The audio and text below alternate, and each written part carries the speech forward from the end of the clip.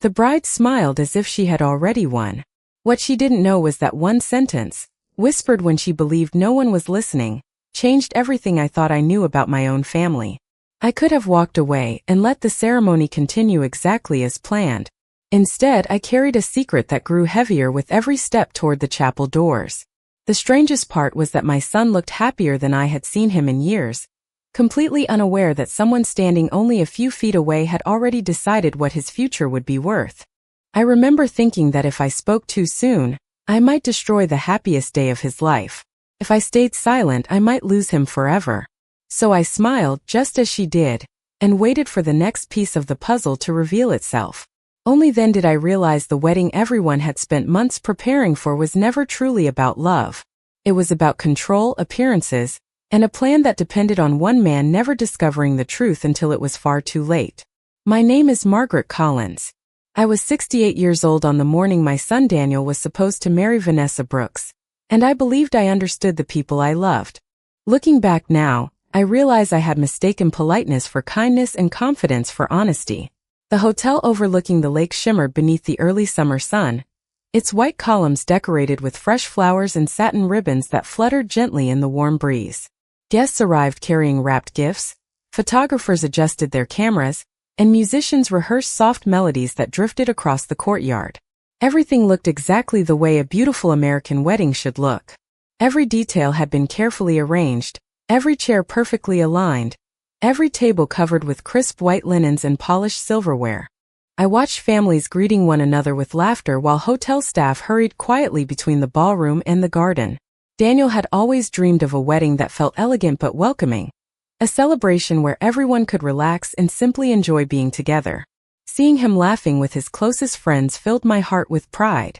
He had worked hard, built a successful engineering business through patience and integrity, and somehow remained the same gentle little boy who used to bring me wildflowers after school. That morning, as he adjusted his tie in front of a mirror, he looked nervous but hopeful. He hugged me before joining his groomsmen and whispered that he couldn't believe the day had finally arrived. I hugged him back, forcing myself to smile through emotions every mother understands. After my husband passed away several years earlier, Daniel had become my greatest comfort, and watching him begin a new chapter felt like honoring the family his father and I had spent decades building. Vanessa had always been charming in public. She knew exactly how to speak, when to laugh, and how to leave a wonderful first impression. Friends described her as ambitious and polished. I wanted to believe those descriptions were true because Daniel loved her deeply. Still, there had been small moments over the past year that unsettled me. Conversations stopped when I entered a room. Decisions about the wedding changed without explanation. Relatives quietly disappeared from the guest list. Whenever I gently asked about those changes, Vanessa answered with such confidence that questioning her almost felt unreasonable. I convinced myself I was simply an overprotective mother learning to step aside. That belief lasted until only minutes before the ceremony, when I stepped into a quiet hallway searching for the bridal suite, and accidentally heard a voice through a door that had not fully closed. I recognized Vanessa immediately, but the words that followed made every joyful sound from the ballroom suddenly feel impossibly distant. I froze before I reached the door. Vanessa was laughing softly, the kind of laugh she never used around Daniel. It sounded colder somehow, practiced rather than joyful. Then I heard her say, "By tomorrow evening everything changes. He still believes this wedding is about forever." A man's voice answered, too quiet for me to recognize, followed by another sentence that made my heart tighten. "Just make sure he signs before anyone starts asking questions." There was a brief silence before Vanessa replied, "Do not worry. His mother suspects nothing." I stepped back instinctively, careful not to let my shoes scrape against the polished marble floor. My pulse raced, but years of raising a family had taught me that panic rarely reveals the truth. I quietly walked away before either of them opened the door. Every instinct told me to confront her immediately, yet another voice inside me warned that I had heard only fragments of a conversation. If I accused her without proof, Daniel would almost certainly defend the woman he loved. I needed facts, not fear. I found an empty terrace overlooking the lake where the morning breeze carried the scent of fresh roses arranged around the ceremony site. Guests below laughed as servers carried trays of sparkling water and fresh fruit. The contrast felt surreal. Just a few feet away, families celebrated what they believed would be the happiest day of two young lives. While I struggled to understand whether I had stumbled onto an innocent misunderstanding or something far more serious, my phone vibrated in my purse. It was a text message from my longtime friend Linda Foster, who had arrived early to help with last-minute details. She asked where I was because the florist needed someone from the family to approve a small change to the ceremony arch after one arrangement had wilted in the summer heat.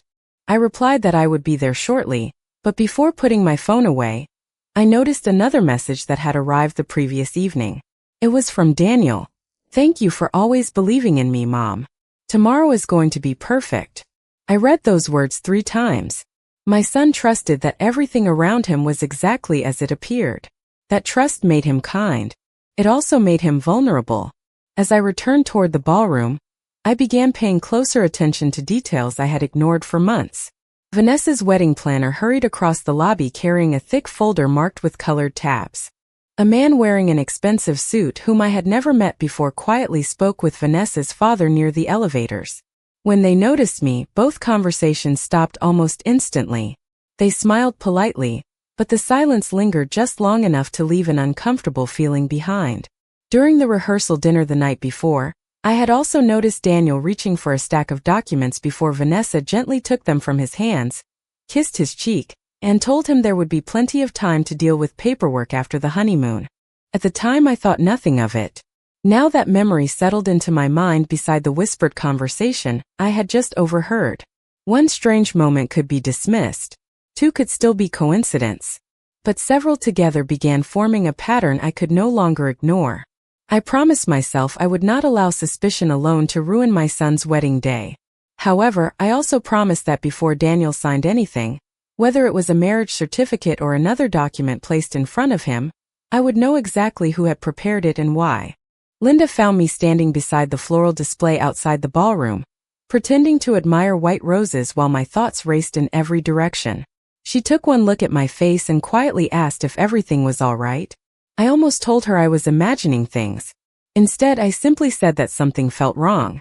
Linda had known me for more than 40 years. She did not press me with questions. She only nodded and said, "Then trust the feeling until you can prove it wrong." Those words stayed with me as we walked toward the reception hall together. The ballroom looked magnificent. Crystal chandeliers reflected warm afternoon light across polished hardwood floors. Round tables were decorated with ivory candles, fresh greenery, and handwritten place cards. Every guest who entered smiled with admiration, complimenting Vanessa for her impeccable taste. She accepted every compliment gracefully, thanking vendors by name and embracing relatives, as though she had spent her entire life bringing people together. Watching her move through the room, I understood why no one would believe a single accusation against her without undeniable proof. She had carefully built the image of the perfect bride. Daniel entered a few minutes later with his best man, laughing about a story from college. He looked relaxed again, and seeing that familiar smile nearly convinced me to forget everything I had overheard. Then I noticed something unusual. Vanessa immediately walked toward him carrying a leather portfolio. She opened it just enough for him to see several papers inside before gently placing her hand over the pages. "Nothing important," she said with an easy smile. "Just a few final vendor confirmations. We can handle them after the ceremony." Daniel shrugged without another thought and kissed her forehead before greeting arriving guests. The portfolio never left her hands. My eyes followed it everywhere she went. A few minutes later, I excused myself and quietly approached the wedding coordinator, introducing myself again even though we had met during the rehearsal dinner. I casually asked whether there had been many last-minute schedule changes. She hesitated before answering. "More than usual," she admitted politely. Miss Brooks wanted complete control over every detail. She even requested a private signing room after the ceremony for a few documents before the reception officially begins. A private signing room. The phrase echoed in my mind. Wedding licenses were normally completed with witnesses present. Why would additional paperwork require privacy? Before I could ask another question, the coordinator apologized and hurried away to answer a radio call from another staff member. Linda quietly stepped beside me. She had overheard enough to recognize my growing concern. Without speaking, she pointed toward the second-floor balcony overlooking the ballroom.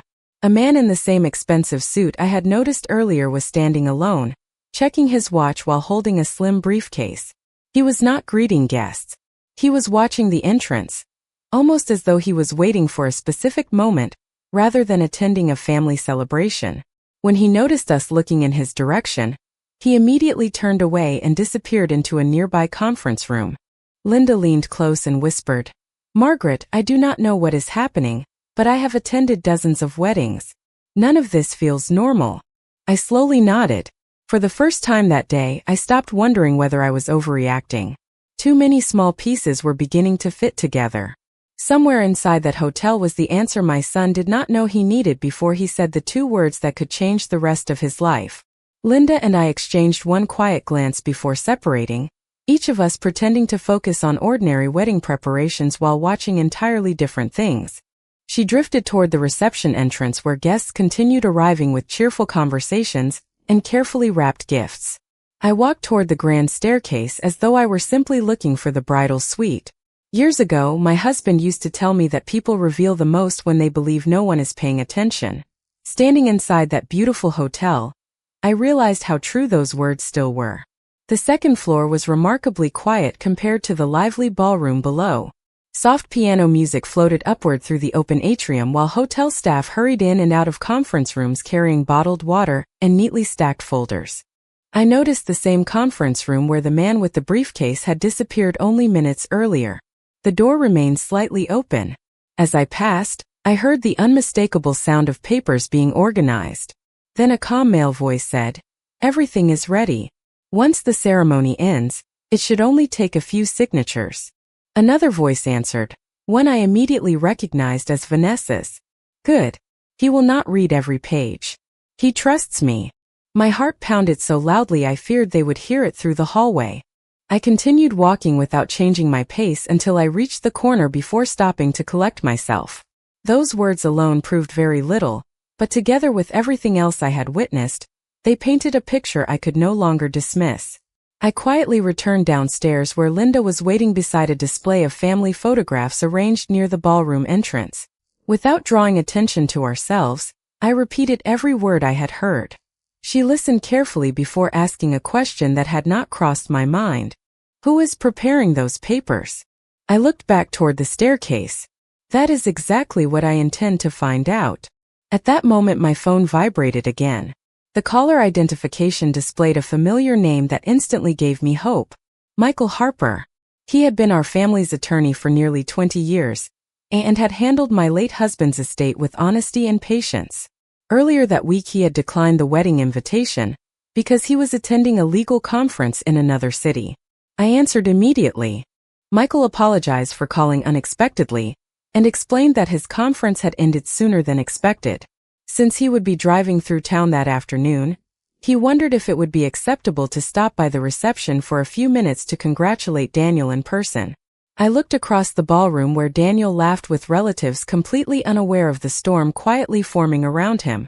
"Michael," I said as calmly as I could, "I would appreciate it if you came a little earlier." He paused, immediately recognizing something unusual in my voice. "Is everything all right?" he asked. I chose my words carefully because I still did not know the full truth. "I am not certain," I admitted, "but I believe my son may be asked to sign documents today that deserve another set of experienced eyes before he picks up a pen." There was a brief silence before Michael answered with quiet confidence. "Do not let him sign anything until I arrive." As the call ended, the wedding bells outside began ringing to signal that guests should take their seats. Everyone around me smiled with excitement as they moved toward the ceremony garden. I smiled too, but for an entirely different reason. For the first time since that terrible whisper reached my ears, I knew I would not have to face whatever came next alone.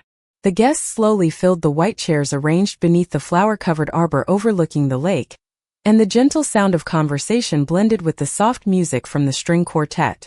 Anyone watching from a distance would have believed they were witnessing the beginning of a perfect afternoon. I remained near the back of the seating area, greeting relatives with the same calm smile I had worn all morning, But my attention never drifted far from Daniel. Vanessa rarely let him out of her sight. Every few minutes she would gently touch his arm, whisper something in his ear, or guide him toward another guest as though carefully managing every moment of his schedule. It seemed affectionate to everyone else. To me it was beginning to feel deliberate. Linda quietly slipped into the empty chair beside me. Without looking directly at me, she handed me a folded ceremony program. Hidden inside was a small note written in hurried handwriting. The conference room is reserved from 4 o'clock until 4:30. Reservation name: Brooks Family Legal Meeting. I stared at those words for several seconds. Wedding receptions had schedules. Family photographs had schedules. Even the first dance had a schedule. But a legal meeting immediately after the ceremony made no sense. Daniel had never mentioned one. I carefully folded the note and slipped it into my purse just as the officiant stepped into position. The ceremony began, and for a few precious minutes I allowed myself to simply watch my son. He stood with quiet confidence, his eyes filled with hope as Vanessa walked down the aisle. I understood why he loved her. She looked graceful, composed, and genuinely emotional. If I had not heard those whispered conversations myself, I might have believed every smile she offered him. That realization hurt more than anything else. Trust is easiest to break when it has been built patiently over time.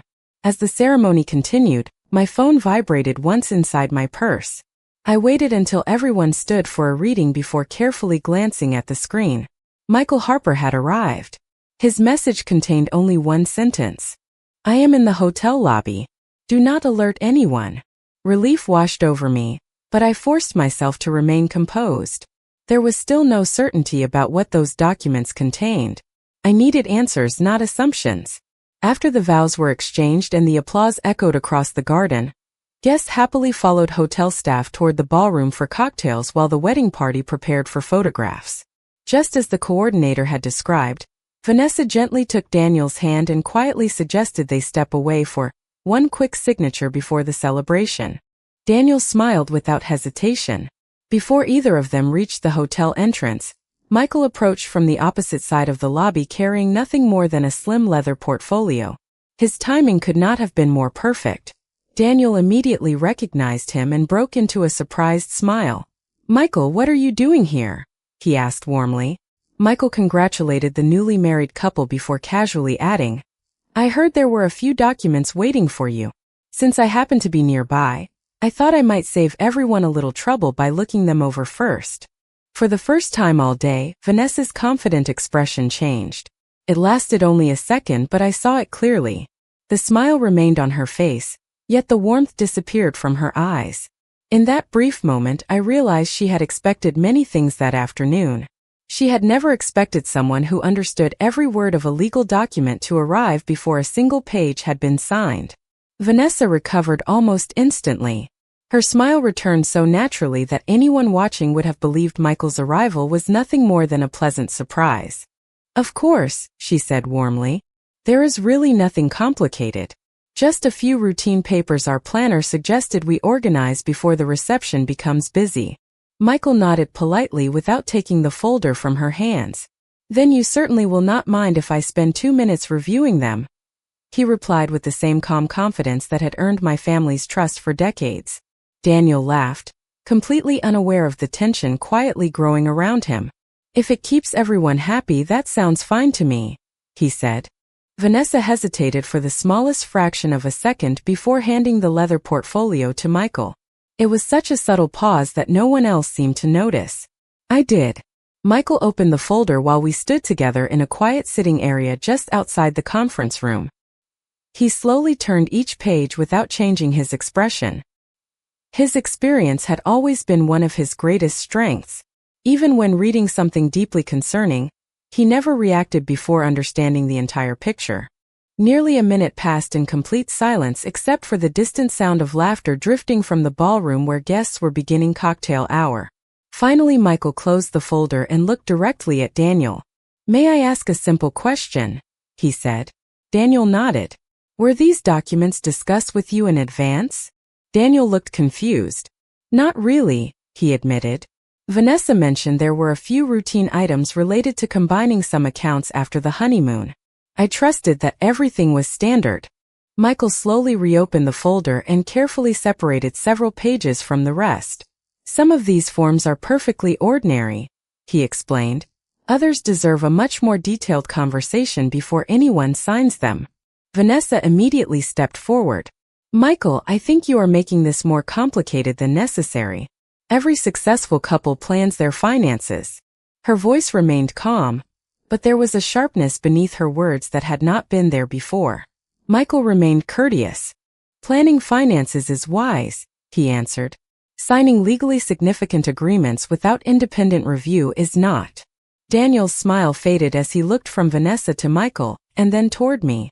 For the first time that day, uncertainty appeared on his face. Mom, he asked quietly, do you know what this is about? I took a slow breath before answering. Daniel, I do not know everything yet. But I know enough to ask you for one favor. Please do not sign anything until every page has been explained to you in plain language. He stared at me for a long moment. I could see the conflict in his eyes. He loved Vanessa, but he had also spent his entire life knowing that I had never manipulated him or created drama where none existed. Before he could respond, the man with the expensive suit and slim briefcase entered the sitting area with confident steps. He smiled professionally and introduced himself as an attorney representing Vanessa's family's financial interests. He reached toward the folder in Michael's hands and said, "Those documents are private.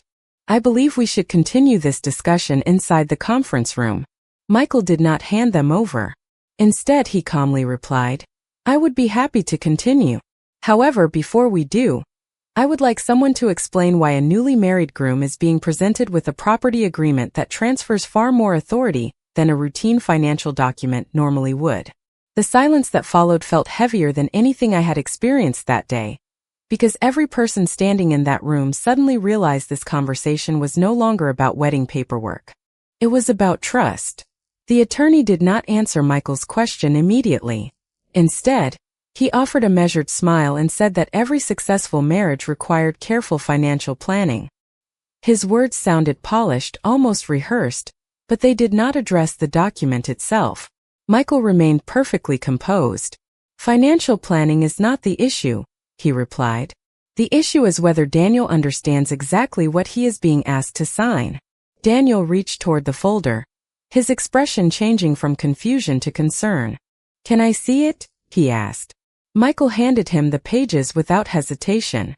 Daniel slowly read the first few paragraphs, then turned another page, his forehead tightening slightly.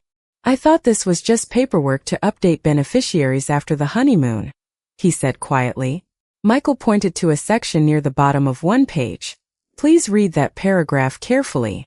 Daniel read it again, this time much more slowly. The color drained from his face. "This cannot be right," he whispered. Vanessa stepped closer and gently touched his arm. "It is only standard legal language," she said. "Everyone signs things like this. You are overthinking it because everyone suddenly decided to make a simple process feel suspicious."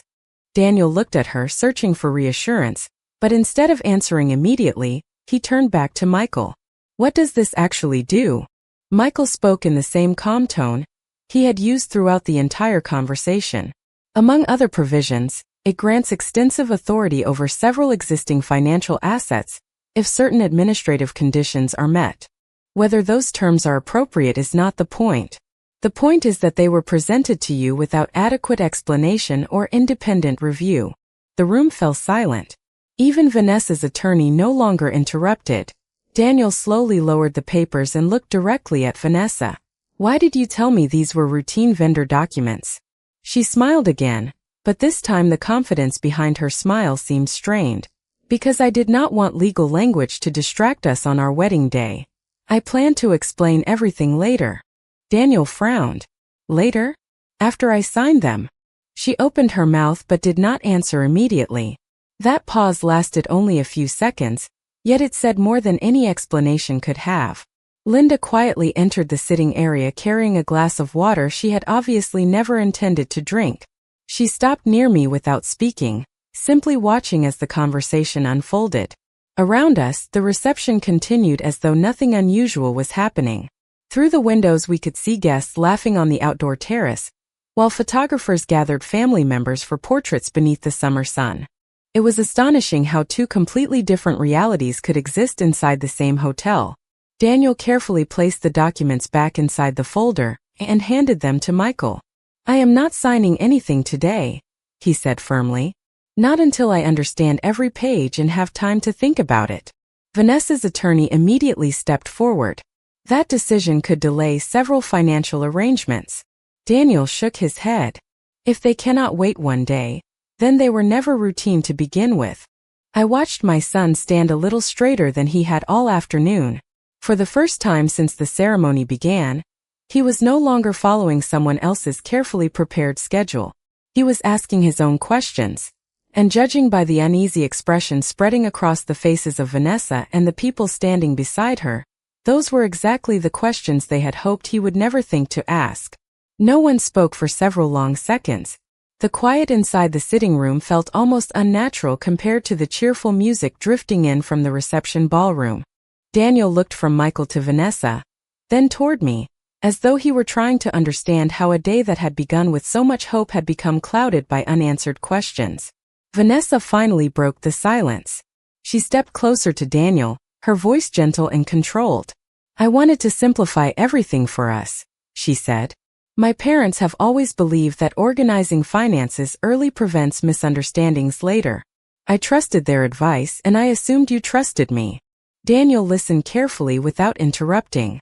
It was the same patient expression he had worn as a little boy whenever he was trying to solve a difficult puzzle. "Trust is exactly why this matters," he answered quietly. "If you believed I trusted you, why did you feel the need to describe these papers as something completely different?" Vanessa lowered her eyes for a moment before answering. "Because I knew you would ask 100 questions today, and I did not want legal documents to distract us from celebrating." Michael remained respectful but spoke before the conversation could move on. "Questions are not distractions. They are how informed decisions are made." The attorney representing Vanessa's family adjusted his tie and calmly suggested that everyone postpone the discussion until after the honeymoon. "There is no reason to create unnecessary tension today," he said. Daniel slowly shook his head. "That would only postpone the problem. If something is important enough to sign today, it is important enough to understand today."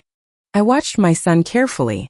The uncertainty that had filled his face only minutes earlier was slowly being replaced by quiet determination. He was no longer relying on anyone else's interpretation. He wanted facts. Linda gently touched my arm and whispered, "He sounds just like his father." I smiled sadly because she was right.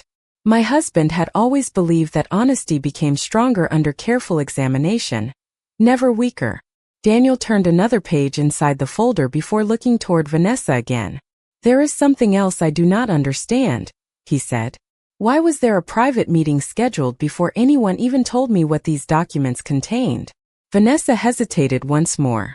This time, her father stepped forward and answered instead. He explained that they had hoped to complete all administrative matters before the reception, so the evening could remain focused on family and celebration. It sounded reasonable on the surface, yet it still failed to explain why Daniel had been given incomplete information from the beginning. Michael quietly closed the folder and returned it to the table. "No one is accusing anyone of wrongdoing," he said. "However, transparency is the foundation of every healthy legal agreement and every healthy marriage. Both require informed consent." Daniel nodded slowly. "Then that is exactly how we will move forward." He turned toward Vanessa with genuine sadness rather than anger. "If we are starting a life together, there should not be anything either of us is afraid to explain openly."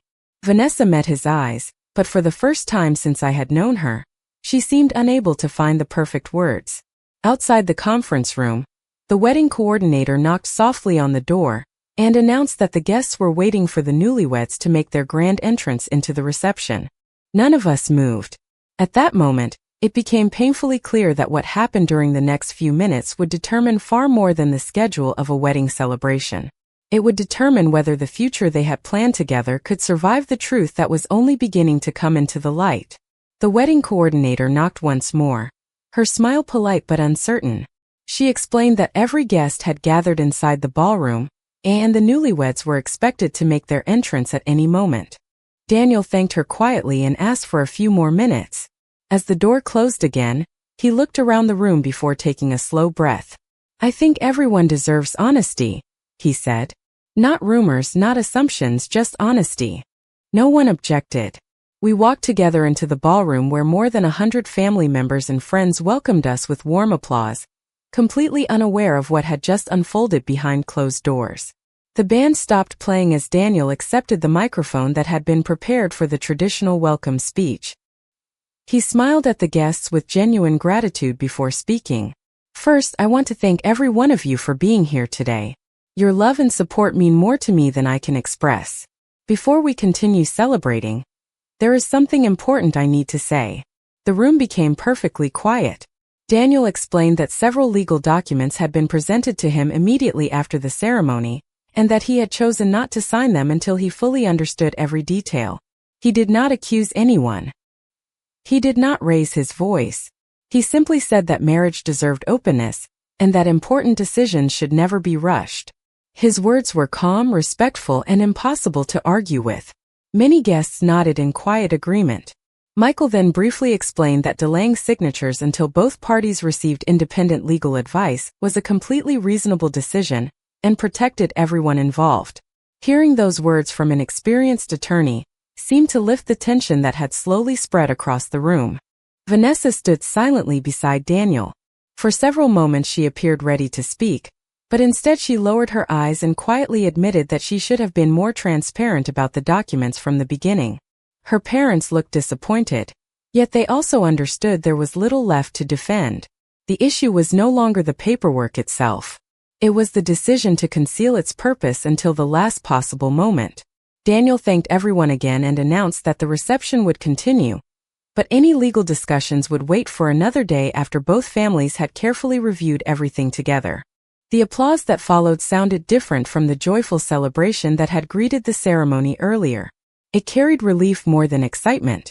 As dinner began, relatives returned to their conversations, musicians resumed playing, and children laughed as though nothing unusual had happened. Life has a remarkable way of moving forward once truth has been spoken aloud. Later that evening, Daniel found me standing alone on the terrace, overlooking the lake where the sunset painted the water with shades of gold and orange. He wrapped his arms around me exactly as he had done when he was a little boy. "Thank you," he whispered. "I know today could have become much worse if you had stayed silent, or if you had spoken without proof. You gave me the chance to choose with clear eyes." Tears filled mine, but they were tears of relief rather than sadness. "That choice was always yours," I answered. "I only wanted to make sure it truly belonged to you." As the evening breeze carried distant laughter across the water, I thought about my late husband and the values we had tried to teach our son. Love without honesty cannot build a lasting future. Trust without transparency is fragile. The happiest family moments are not the ones where everything appears perfect. They are the ones where truth is welcomed even when it is uncomfortable.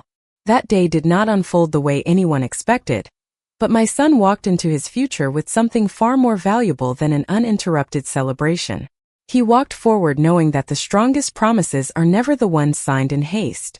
They are the ones made with open eyes, an honest heart, and the courage to ask one more question before saying yes.